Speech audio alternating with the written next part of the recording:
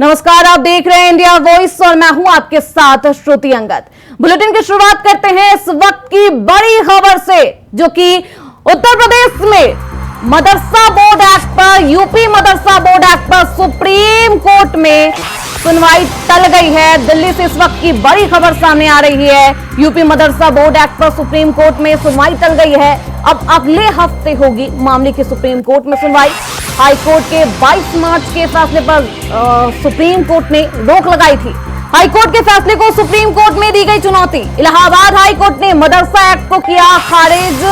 High court के फैसले को बड़ी चुनौती दी गई थी सुप्रीम कोर्ट में और अब मदरसा एक्ट को अभी खारिज किया गया है। 17 लाख बच्चों के भविष्य पर को राहत मिली है, लेकिन सुप्रीम कोर्ट में आज सुनवाई होनी थी और फैसला टल गया है। हाई कोर्ट ने मदरसा एक्ट को बताया था असंवैधानिक। इसी फैसले पर सुप्रीम कोर्ट ने लगाई थी अंतरिम रोक। अब मामले की सुनवाई सुप्रीम कोर्ट में अगले हफ्ते को होगी। तो इस वक्त की बड़ी खबर जो कि दिल्ली से आ रही है, सुप्रीम कोर्ट ने अंतरिम रोक लगाई थी पहले फैसले पर और आज सुनवाई होनी थी, लेकिन आज सुनवाई टल गई है। सुप्रीम कोर्ट में अगले हफ्ते सुनवाई होगी इसी मामले पर। और लगातार सुप्रीम कोर्ट ने कहा था असंवैधानिक हाई कोर्ट के फैसले को।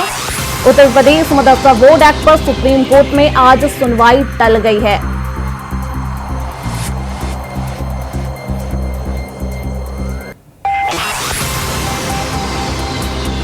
तो हाई कोर्ट के फैसले को सुप्रीम कोर्ट में चुनौती दी गई थी। आज सुनवाई होनी थी, लेकिन सबसे बड़ी खबर जो कि दिल्ली से आ रही है, आज सुनवाई होनी थी और सुनवाई से पहले सुप्रीम कोर्ट में आज सुनवाई टल गई है और अगले हफ्ते सुनवाई होगी। ये बड़ी खबर सामने आ रही है दिल्ली से। उत्तर प्रदेश वक्फ बोर्ड पर सुनवाई होनी थी। इलाहाबाद हाई कोर्ट के फैसले को सुप्रीम कोर्ट ने असंवैधानिक करार दिया था, लेकिन आज जो सुनवाई होने वाली थी सुप्रीम कोर्ट में वो टल गई है और अगले हफ्ते की तारीख दी गई है। हाई कोर्ट के 22 मार्च के फैसले पर सुप्रीम कोर्ट ने रोक लगाई थी। आज सुनवाई थी, लेकिन सुनवाई टल गई है। आपको लगातार इस वक्त की बड़ी खबर हम बता रहे हैं। हाई कोर्ट ने मदरसा एक्ट को असंवैधानिक बताया था और आज सुनवाई थी, अंतरिम रोक लगाई थी हाई कोर्ट के फैसले पर सुप्रीम कोर्ट ने असंवैधानिक बताते हुए, लेकिन आज रोक लगा दिया। सुनवाई टल गई है। अगले हफ्ते सुनवाई होगी। अगले हफ्ते सुनवाई में क्या कुछ खास होने वाला है, क्योंकि 17 लाख बच्चों का भविष्य है इस पूरे मामले में। तो हमारे संवाददाता इस खबर पर ज्यादा जानकारी के साथ जुड़ चुके हैं। अजय चौहान हमारे साथ जुड़ चुके हैं दिल्ली से। सीधे रुख करते हैं उनकी तरफ। अजय जी, क्योंकि आज सुनवाई होनी थी और सुनवाई टल गई है, तो इस टलने के पीछे, क्योंकि टालना एक अलग में बहुत बड़ी बात होती है, क्यों टली है आखिरकार सुप्रीम कोर्ट में? अगले हफ्ते की तारीख अजय जी क्यों दी गई है, क्या कुछ जानकारी? बिल्कुल सच बता दें, जिस तरह से उत्तर प्रदेश मदरसा एजुकेशन करने वाले हाई कोर्ट ने जो फैसला सुनाया था उसको में टाल दी गई अगले हफ्ते के लिए।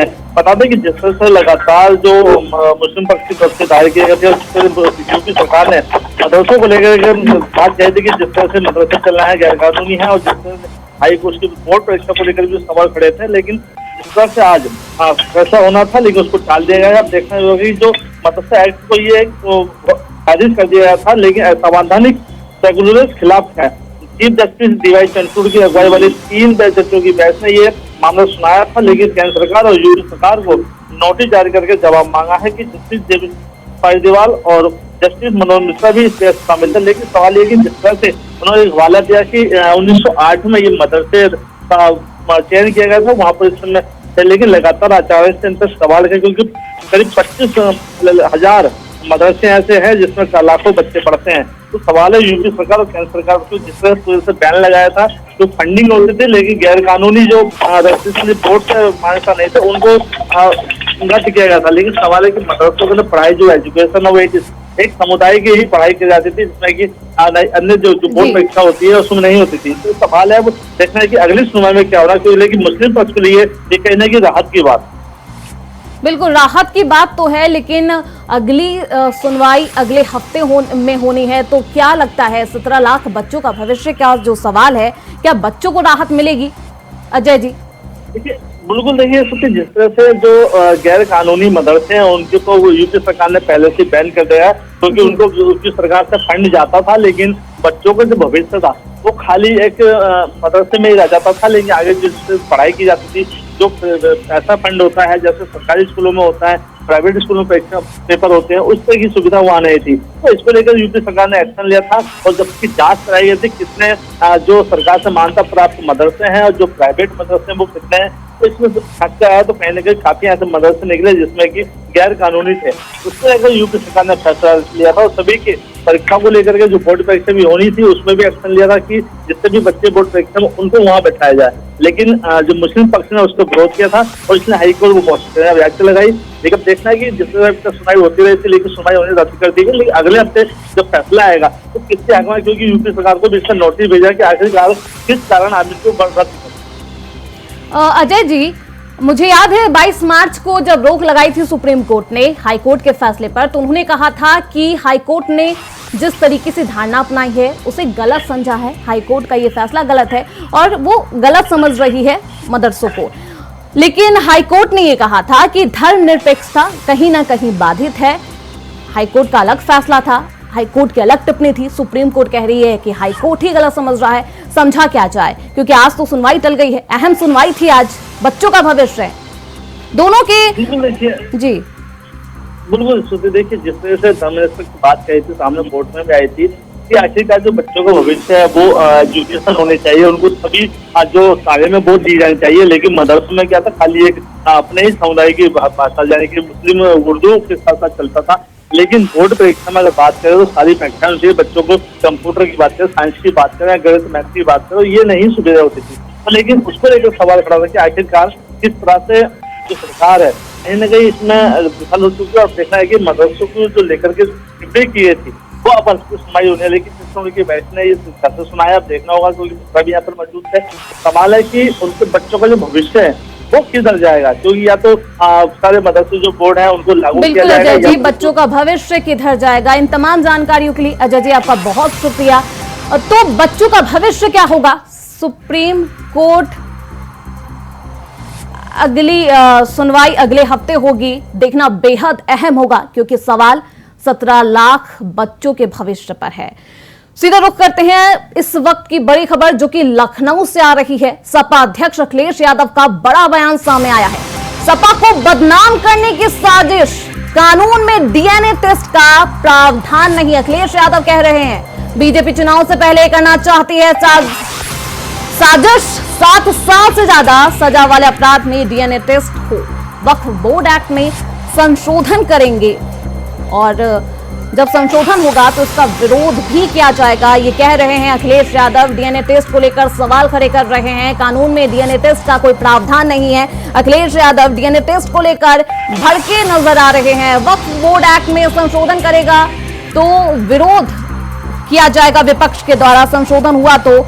इस तरीके की बातें अखिलेश यादव, तमाम तरीके की जो चर्चा है, क्योंकि संशोधन एक्ट वक्फ बोर्ड को लेकर भी पारित होगा, विधेयक में सभा में आज बात होगी और ऐसे में विरोध करने के लिए विपक्ष पहले से ही तैयार नजर आ रहा है। बीजेपी चुनाव से पहले साजिश कर रही है, ये कहना है अखिलेश यादव का। और लगातार कोई ना कोई आरोप अखिलेश यादव केंद्र सरकार पर जरूर लगाते हैं, लेकिन डीएनए टेस्ट पर भी सवाल उठाए हैं। डीएनए टेस्ट को बताए हैं कि वो प्रावधान में ही नहीं है, कानून के कोई प्रावधान में नहीं है। सपा को बदनाम करने की साजिश रची जा रही है, क्योंकि सपा का लोकसभा चुनाव का जो नतीजा आया उसके बाद से सपा कार्यकर्ता, सपा नेता, सपा सांसद सभी का आत्मविश्वास बुलंदी पर है। लेकिन जिस तरीके से ये आरोप प्रत्यारोप का दौर उत्तर प्रदेश में देखा जा रहा है, वो अपने आप में कई तरीके के सवाल भी उठाता है। सीधे रुख करेंगे मोहम्मद आसिफ की तरफ, जो कि लखनऊ से हमारे संवाददाता जुड़ रहे हैं। सीधे रुख करते हैं उनकी तरफ और जानने की कोशिश करेंगे किस तरीके से कानून को लेकर भी अब सवाल उठा दिए हैं अखिलेश यादव ने। मोहम्मद आसिफ जी, कानून को लेकर सवाल उठा रहे हैं, कह रहे कानून में कोई प्रावधान नहीं है डीएनए टेस्ट को लेकर। देखिए श्रुति, अयोध्या गैंग रेप मामले में अब सियासत जो चल रही है वो थमने का नाम नहीं ले रही है और एक्स और सोशल मीडिया के साथ साथ अब बयानबाजी भी काफी तेज हो चली है। अगर बात करें सपा प्रमुख अखिलेश यादव की, तो अखिलेश यादव ने अयोध्या गैंग रेप मामले में डीएनए और नार्को टेस्ट कराए जाने की मांग सरकार से किया था और इशारों में सरकार को घेरे में भी लेने की कोशिश की थी कि इस पर योगी सरकार सियासत कर रही है। और साथ ही साथ यह भी अखिलेश यादव ने कहा कि यह गंभीर मामला है, इस पे डीएनए और नार्को टेस्ट होना चाहिए और साथ ही साथ पीड़िता जो है उसकी सुरक्षा व्यवस्था का इंतजाम किया जाना चाहिए, उसको बेहतर इलाज देने की बात करनी चाहिए। और अखिलेश यादव ने जिस तरह से कहा कि योगी सरकार कहीं न कहीं समाजवादी पार्टी को बदनाम करने की साजिश रचती रहती है, अयोध्या में मिली हार को वह पचा नहीं पा रही है, तो बड़ा हमला सपा प्रमुख अखिलेश यादव ने बोला। हालांकि इसके जवाब में डिप्टी सीएम केशव प्रसाद मौर्य लगातार समाजवादी पार्टी और सपा प्रमुख अखिलेश यादव पर लगातार निशाना भी साधते चले आ रहे हैं। कल ही रात में राजधानी लखनऊ के 1090 चौराहे पर एक पोस्टर लगाया गया है जिसमें समाजवादी पार्टी प्रमुख अखिलेश यादव पर तंज कसा गया है। उसमें लिखा गया है लड़के हैं गलती हो सकती है। और वहीं इस पोस्टर में मुलायम सिंह यादव के कभी बयान जो दिया था कि लड़के हैं गलती हो सकती है उसको भी कोट किया गया है। और साथ ही साथ यह भी कहा गया है कि अयोध्या में जो आरोपी मोहित खान है उनके बारे में भी लिखा गया है कि मोहित है गलती हो सकती है। तो कहीं ना कहीं इस पोस्टर के जरिए जिस तरह से निशाना साधा गया है और सोशल मीडिया एक्स पर लगातार एक दूसरे पर प्रहार किया जा रहा है। और सबसे बिल्कुल डीएनए टेस्ट की मांग कर रहे हैं अखिलेश यादव, साथ ही ये भी कह रहे हैं कि कानून में प्रावधान है तो डीएनए टेस्ट जरूर होना चाहिए। साजिश करने का आरोप लगा रहे हैं भाजपा पर, लेकिन डीएनए टेस्ट हो, क्या बुलडोजर एक्शन से नाराज है? इस तरीके के बयान से क्या समझा जाए, क्योंकि बुलडोजर एक्शन लगातार हो रहा है मोहित खान के जो भी अवैध संपत्ति है, तो ऐसे में क्या नाराजगी है, क्योंकि साजिश का आरोप लगा दिया उन्होंने। जी बिल्कुल श्रुति, जिस तरह से जो आरोपी है सपा नेता था मोहित खान और वह अयोध्या सांसद अवधेश प्रसाद के साथ मिलता जुलता भी था, खाना पानी भी करता था और सोशल मीडिया पर अवधेश प्रसाद और मोहित खान की फोटो भी खूब वायरल हुई इस कांड के खुलासे के बाद। और जिस तरह से योगी सरकार ने बुलडोजर चलवाया और साथ ही साथ आरोपियों को जेल भेज दिया है। और इस घटना के बाद लगातार खासकर डिप्टी सीएम केशव प्रसाद मौर्य, संजय निषाद और जो भी कई मंत्री हैं जो लगातार समाजवादी पार्टी को इस घटना को लेकर घेरे में लेने की कोशिश कर रहे हैं, तो इससे कहीं ना कहीं समाजवादी पार्टी पूरी तरह से तिलमिला गई है और इस पर अपना बचाव करते हुए पलटवार भी कर रही है। समाजवादी पार्टी लगातार आसिफ अपना बचाव कर रही है। हम देख भी रहे हैं किस तरीके से सदन में जहां मुख्यमंत्री योगी आदित्यनाथ लगातार सपा को घेरते हुए नजर आ रहे हैं, लेकिन अब सपा के प्रमुख जो हैं वो इस तरीके से भाजपा पर ही साजिश का आरोप लगा रहे हैं। इन तमाम जानकारियों के लिए मोहम्मद आसिफ आपका शुक्रिया, आप निगाह बनाए रखिए।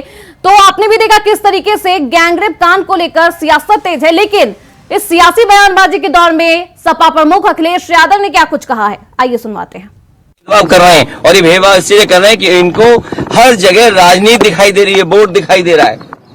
ये कितना भी कुछ कर लें, अब जनता को इनसे कोई उम्मीद नहीं है। और जब उम्मीद खत्म हो जाए किसी पॉलिटिकल पार्टी से तो समझ लेना उनका सफाया होना निश्चित है। ये जो हारे हैं, इतना बुरा हारे हैं, जनता इससे भी बुरा इन्हें हराएगी, तभी इनका इलाज हो सकता है। सोचो, जो व्यक्ति केवल उर्दू के शब्द नजूल को लेकर के पूरा प्रयागराज खाली करा रहे थे, पूरा गोरखपुर, और गोरखपुर में अपना स्वार्थ है उनका कुछ, या उनके सहयोगी साथियों का स्वार्थ है, उसकी वजह से बताइए उर्दू का शब्द नजूल, तो मुख्यमंत्री जी क्या कानून ले आए। तो ये बात आपको भी समझ में आ रही है, लेकिन हम लोग इसके खिलाफ रहेंगे। इन्होंने पहले एंग्लो इंडियन का छीना था, आपको पता होगा। एंग्लो इंडियंस की लोकसभा में और विधानसभा में एक सीट हुआ करती थी, उनका रिप्रेजेंटेशन था। इन्होंने जनगणना करा ली फर्जी, इन्होंने फर्जी जनगणना कराई और फर्जी जनगणना करा करके एंग्लो इंडियंस की एक सीट ले ली, छीन ली। अभी सुनने में आ रहा है एक मंत्री जी चिल्ला रही हैं कि आरक्षण खत्म हो गया। अच्छा, आप खुद सोचिए, सरकार में भी रहेंगे और आरक्षण की भी बात करेंगे, तो जिन्हें आरक्षण की चिंता है जो पिछड़े दलित और अल्पसंख्यक आदिवासी भाई बहन हैं, चाहे वो दिल्ली में हो चाहे लखनऊ में, तुरंत बीजेपी को छोड़ दें। एक स्टूल किट नेता है, वो बहुत किट कर रहे हैं, किट। मुझे लगता है उनका ऑफर मुझे खत्म करना पड़ेगा। सुनने में आ रहा है कि जो स्टूल किट मंत्री हैं, ये उधार पे बैठे हुए हैं, उन्हें हुक्म मिलता है तो कभी इधर कभी उधर, कभी उधर कभी इधर। कम से कम इन्हें कास्ट सेंसस की बात करनी चाहिए, जाति जनगणना की बात करनी चाहिए, और जो आरक्षण खत्म हो रहा है उसके बारे में बात करना चाहिए। हमारा जो साथी कह रहा है, सहारनपुर में जिस तरह की घटना हुई है, पीलीभीत में एक महिला खेत पे गई, उसके साथ गलत घटना हुई। आज सुनने में आ रहा है अयोध्या में भी घटना हुई, और कन्नौज की मैं बता दूं, एक दलित समाज की बेटी, उसके साथ जो घटना हुई, और पुलिस और बीजेपी के लोगों ने मिलकर के एक झूठी कहानी बनाई, उसे पेड़ पे लटका करके बताया कि पेड़ पर वो अपनी आत्महत्या की, और उसका पोस्टमार्टम नहीं हुआ। ये पोस्टमार्टम किसकी वजह से नहीं हुआ है? वहां के बीजेपी के नेता हैं जिनकी वजह से पोस्टमार्टम उस बेटी का नहीं हुआ है। हम तो आपकी तरफ से मांग करेंगे कि जिस बेटी को पेड़ पर लटकाया गया था कन्नौज की, जिसका पोस्टमार्टम नहीं हुआ, उसका दोबारा पोस्टमार्टम कर करके, और जो उसके बीजेपी के कार्यकर्ता नेता शामिल थे, उन पर भी इसी तरह बुलडोजर चलाया जाए। रुकते हैं छोटे से ब्रेक के लिए। ब्रेक के उस पार खबरें लगातार जारी है। ब्रेक के बाद आप सभी का स्वागत है। खबरों में बढ़ते हैं आगे। खबर लखनऊ से है। सपा प्रमुख अखिलेश यादव ने पोस्ट कर डिप्टी सीएम पर हमला बोला है। सपा सांसद अखिलेश यादव ने एक्स पर पोस्ट कर इशारों में डिप्टी सीएम पर निशाना साधा। अखिलेश यादव ने एक्स पर लिखा, भाजपा की स्टूल किट की किट से जनता परेशान, ये कोई काम तो करते नहीं है, इन्हें बयान मंत्री बना दे। दिल्ली लखनऊ के ओलंपिक में ये बेचारे गेंद की तरह हैं। दिल्ली का रैकेट लखनऊ भेजता है तो लखनऊ का रैकेट दिल्ली। ये हारे हुए हैं और कृपा पात्र मंत्री जी हैं, इसलिए ये चुपचाप सब सहने पर मजबूर। ये राजनीतिज्ञ नहीं, राजनीति के शिकार है। तो इस तरीके से समाजवादी पार्टी के प्रमुख ने एक बड़ा बयान दिया है डिप्टी सीएम को लेकर।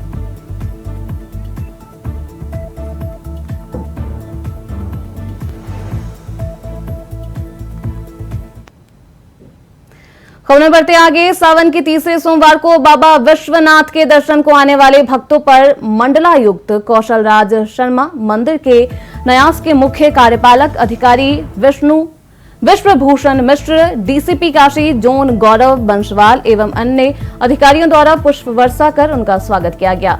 सावन माह के तीसरे सोमवार को काशी विश्वनाथ मंदिर में भोर से ही भक्तों का तांता लगा है। काशी विश्वनाथ मंदिर में बाबा के दर्शन पूजन के लिए भक्तों की लाइन रात्रि से ही कतारबद्ध लग गई है। सुबह में मंगला आरती के बाद मंदिर का कपाट खुलते ही दर्शन शुरू हो गया है। दर्शनार्थियों के लिए मंदिर प्रशासन की ओर से उच्चतम व्यवस्था की गई है। जिला प्रशासन के अधिकारी लोग लगातार गश्त करते हुए नजर आ रहे हैं। व्यवस्था को सुचारू रूप से चलाया जा रहा है। अलग अलग सेक्टर में ड्यूटियों को बांटकर सभी भक्तों को दर्शन कराया जा रहा है। श्रद्धालु लाइन में लगकर दर्शन और जलाभिषेक करते हुए नजर आ रहे हैं। बोल बम से गूंज उठा है काशी। फिलहाल इस बुलेटिन में साथ इतना ही। देखते रहें इंडिया वॉइस।